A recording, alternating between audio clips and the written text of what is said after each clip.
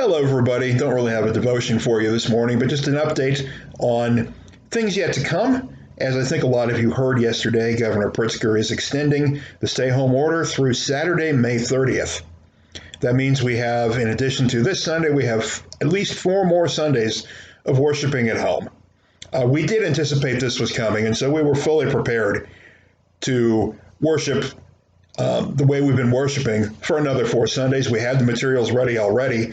And so if you'd like to get the updated worship folder, you can email Liz Kelly at mmlcanna@gmail.com, and she'll email it back to you right away. Or if you'd like to pick it up, you can pick it up at the Mount Moriah office between 8 and noon, starting on Monday.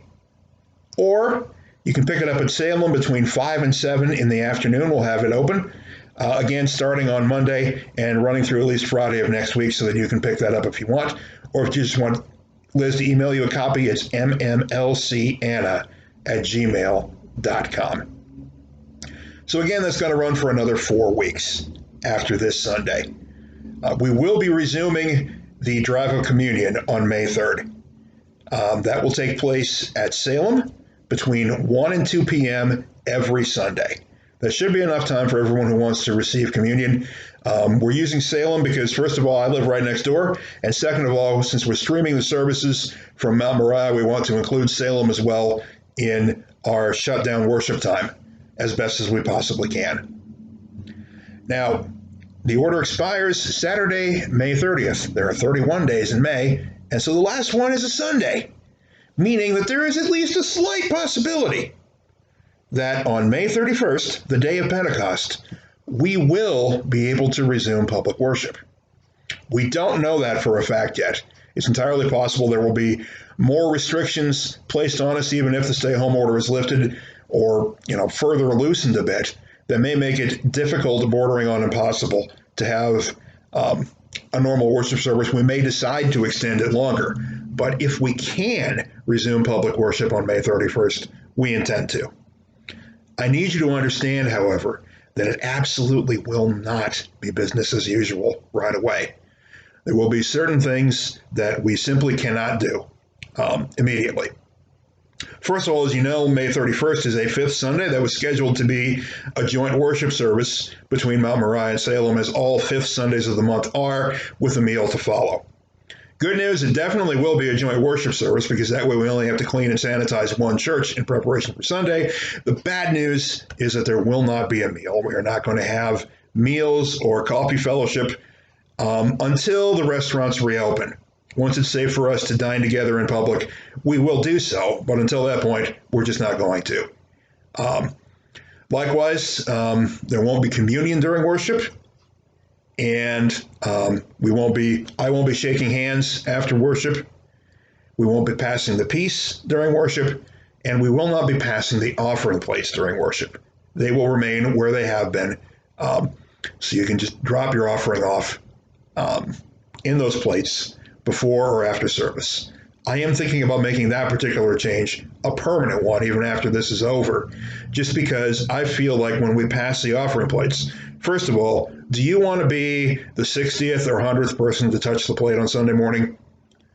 Knowing now what you know about communicable diseases, does that make you feel comfortable, having everyone else having touched that plate and then being the last one to take it? And you might be the last one to take it because I know how many of you like to sit in the very, very back of the church.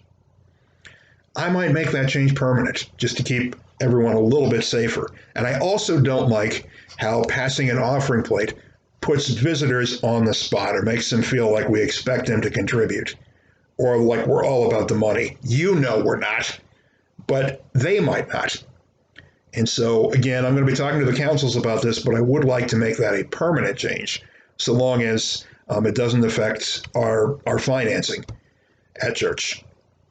I think that's largely what I want to cover with you regarding worship resuming, with one exception. If we are under restrictions in terms of the size of gatherings, of course we have to abide by those. And that might mean you may have to do something you have never considered doing before, which is making a reservation to come to church. I mean, if we're only allowed to have 50 people in the building, then we have to take a head count and keep it legal. We can't do this the wrong way. So that would require first come, first served. The first 50 people to sign up get to come. The rest will bump you to next week and let you come the following week. And again, as best as we can to observe social distancing, we may have to assign seats in worship at first. This means you may not get to sit in your usual spot, and those of you who are used to sitting in the far back may be told you either sit up front or, don't come.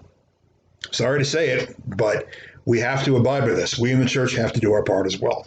And likewise, if we are told that we still need to wear face coverings in public buildings, we will be expecting that of you as well. I just don't want there to be any illusions about what is coming and what worship is going to be like when it resumes. It's not going to be an immediate return to normalcy.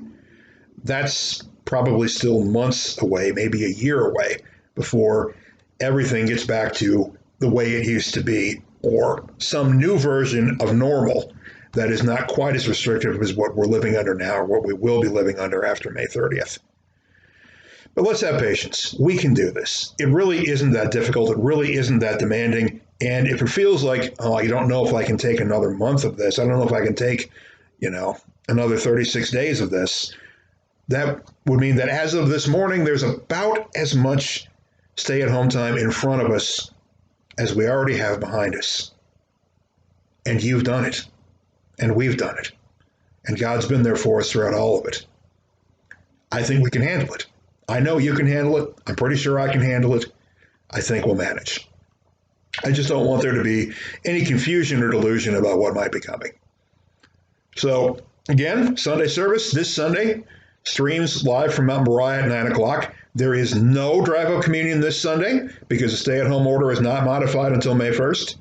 But starting on May 3rd, you can come to Salem between 1 and 2 p.m. and receive communion in your vehicle.